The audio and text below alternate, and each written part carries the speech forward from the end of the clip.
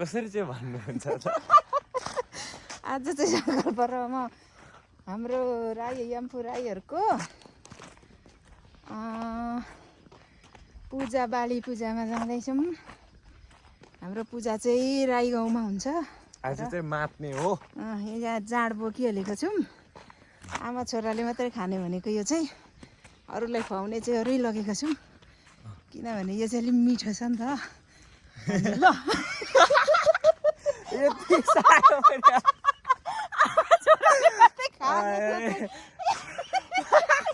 आमा भ्लगर त खत्रै पो लाग्यो त, लाइक पनि पो हाल्नु। अनि अरूको नमिठो हुनसक्छ, हाम्रो चाहिँ मिठो छ र दुईजनाले खाने यो स्पेशल बोकिएको। यो पनि एउटा निकै तोङ्बे बुढा हो नि त। हजुर हजुर। त्यही भएर आमा छोरा चाहिँ खाइन्छ, अर्को बाउ छोरा चाहिँ खासै खाँदैन। यो छोराले चाहिँ खाइसकाउँछ मलाई निकै नै, त्यही भएर जाँड पनि बोकिहालेको छु म। एक बाल्टी खाने अन्त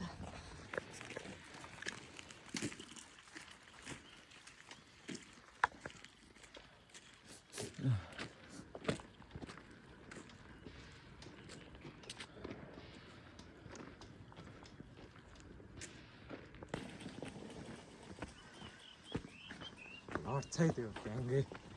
बिस्तारै जा। ब्रेकै छैन नि त त्यसको अगाडि कसरी चल्छ। कस्तो केटा।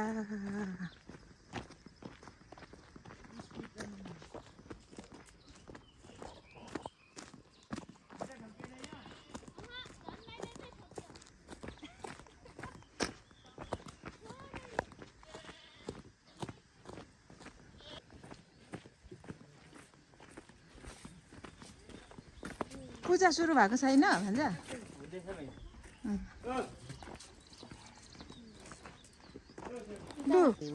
फाइनल्ली अब हामी चाहिँ पूजा गर्ने ठाउँमा आइसक्यौँ। हाम्रो पूजा चाहिँ यस्तो खेतमा गर्छ, यस्तो छ।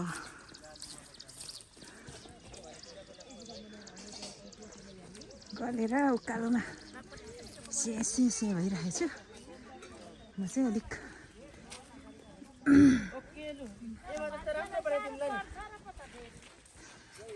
हेलो नमस्ते। ठुलो ठुलो हुनु। नमस्ते माइला भाइ। अनि 6 बजी नै फोन गरेर अनि अहिले सवारी भइदिनु तपाईँ चाहिँ। नेपाली टाइम होइन, नेपालको अनि अहिलेसम्म सुतेर चाहिँ कहिले पो लाग्नु त ल्याएर। अनि र यस्तो छु त हौ खाइलाग्दो। तर कहाँ यस्तो हुन्छ हौ। हाम्रो चाहिँ यहाँ दुना टपरी गाँस्ने कार्यक्रम पनि चलिरहेको रहेछ। पाहुनालाई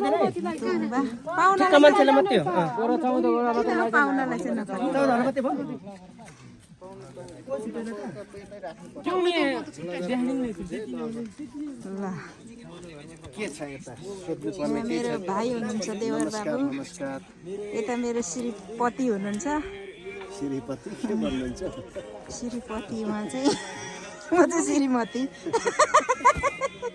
छोराले आज चाहिँ झोला बोकेर आइपुगेको छ।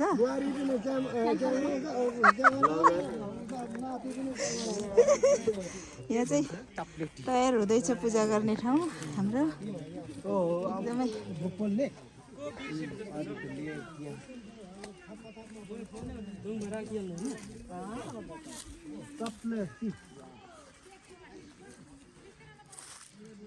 सप कटिङ पानी चाहिँ चाहिँदैन यो यहाँ नै, यहाँ वारिपारि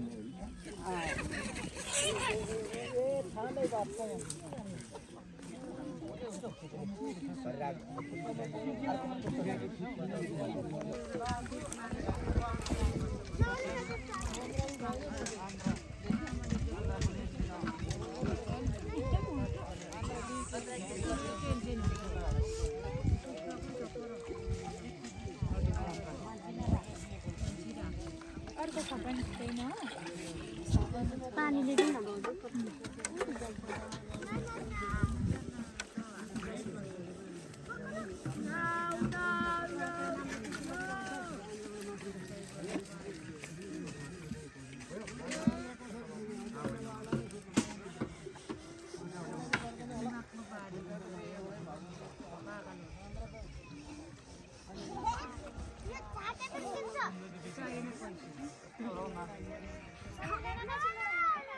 नखेले नि मोबाइल तात्तिन थालिसक्यो नि किन नगर त्यहाँ जालामा लाग्यो त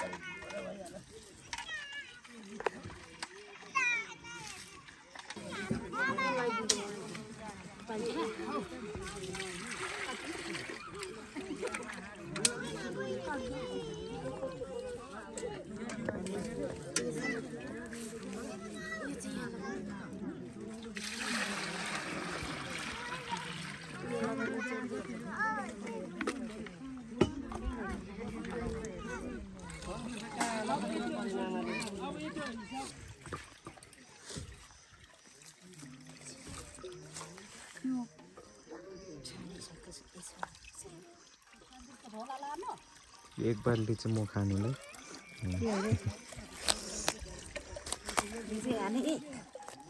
यति चाहिँ खानु पर्ला जस्तो लाग्यो जाँड खाने बानीहरू नगर है बानी बिग्रिन्छ केटा मान्छेले तेरो अङ्कल पनि त्यसो भनेको म खाने बानी नगर बानी बिग्रिन्छ होइन खानु जान्दैन तर मान्छे खाने बानी त भइसकेको छ के गर्नु यति छान्नु होला नि पुग्छ नि कसले खान्छ तम्बा पनि छ धन्दा गर्नेहरूको खतरा लागिहाल्यो तिम्रै माउ सिन्दुर छ भन्छ तर सिन्दुरको छ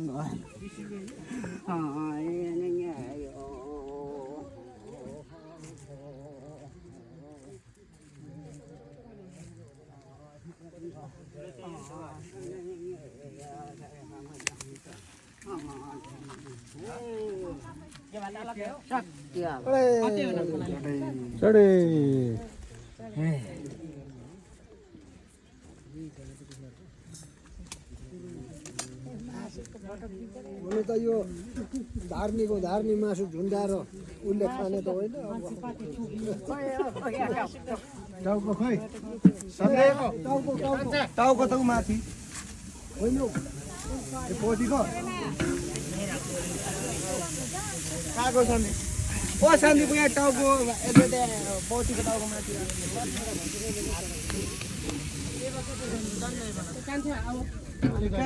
अनि तिमीहरूले गर्दा गर्दा सबैलाई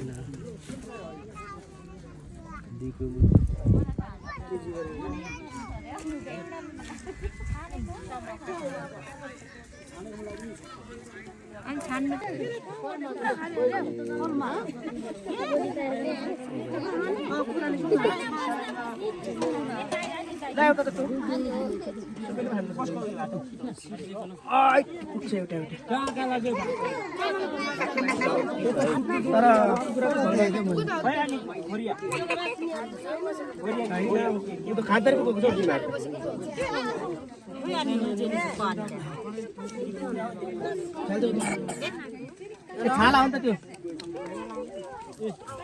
नुन खानु होला रसको कोकोला पुगेको रस यहाँ भन्ने छैन भाइ थाल एउटा लिएर आइज त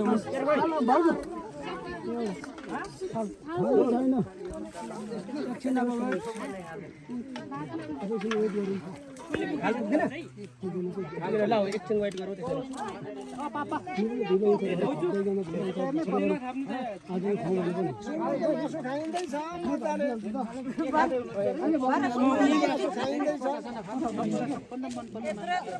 म सुँगुरकै मासु हो तर हल्का हल्का 1 किलो खान्छु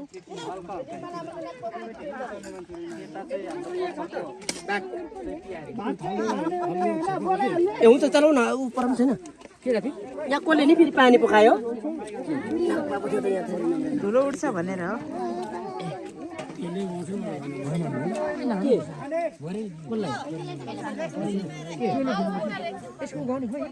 खाइसक्यो त यहाँ हो त यहाँ खोइ यो अर्को यही भात दिनु अलग्गै खोइ यता किन गएको